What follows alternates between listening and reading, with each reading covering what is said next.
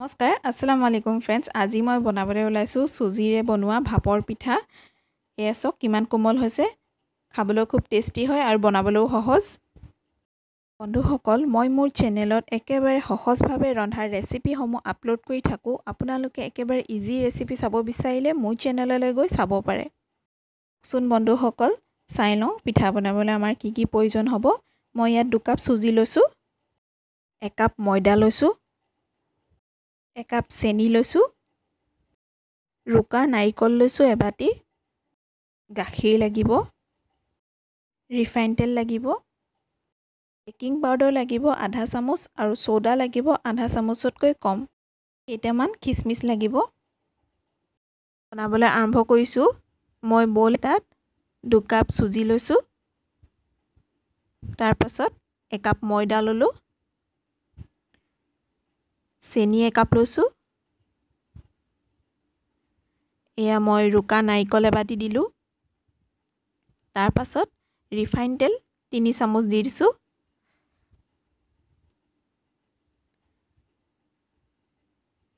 এয়া মই এতিয়া গাখীৰেৰে গুটেখিনি মিহলাই লম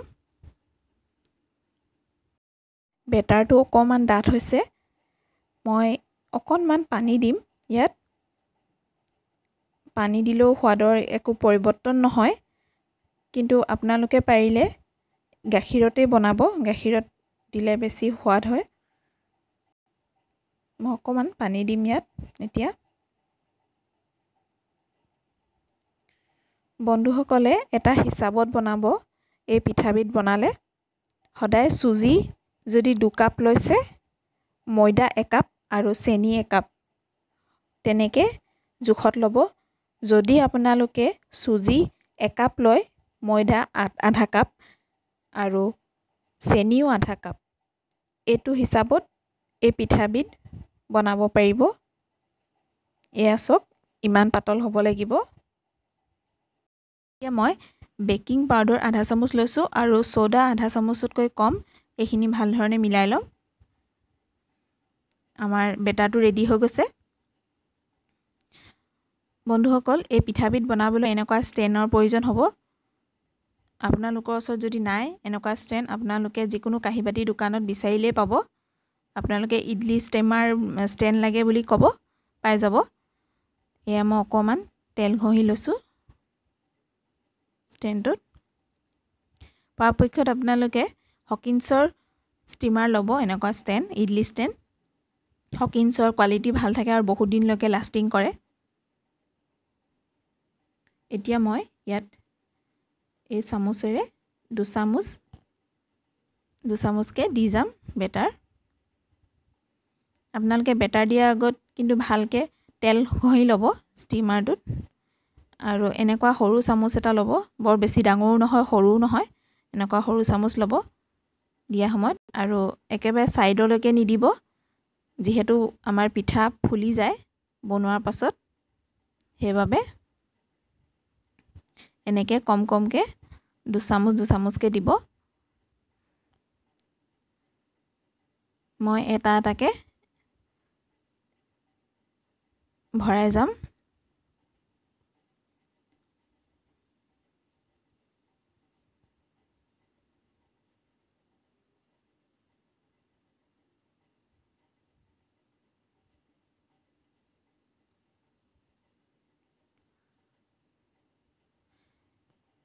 পিঠাটোৰ ওপৰত কিচমিচ দিব পাৰে আপোনালোকে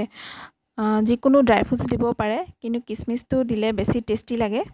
মই হেকাৰণে কিচমিচ দিছো মুখত পৰিলে বেছি ভাল লাগে কিচমিচ দখৰ এয়া মই ষ্টিমাৰটো দিয়া হৈ গল আৰু এটো মই ওপৰ ঢাকনখন এতিয়া মোৰ পিঠাৰ ষ্টেনটো ভৰাব পৰাকৈ মই ডাঙৰ ডেক্সি এটা লৈছো ডেক্সিত মই পানী উতলাই আছো এই ষ্টেনটোৰ তলৰ ভাগৰ যিমানটো আমাৰ ষ্টেনটো আছে হিমানটো লৈকেহে পানী দিছো পানীখিনি মই উতলাই আছিলো তাতে মই এই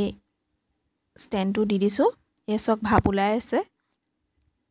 তাৰ পাছত এতিয়া ঢাকনখন মাৰি দিছো প্ৰায় 20 মিনিট মান এনেকে হিজিবলৈ দিম ভাপতে এতিয়া চাই লওঁচোন পিঠাখিনি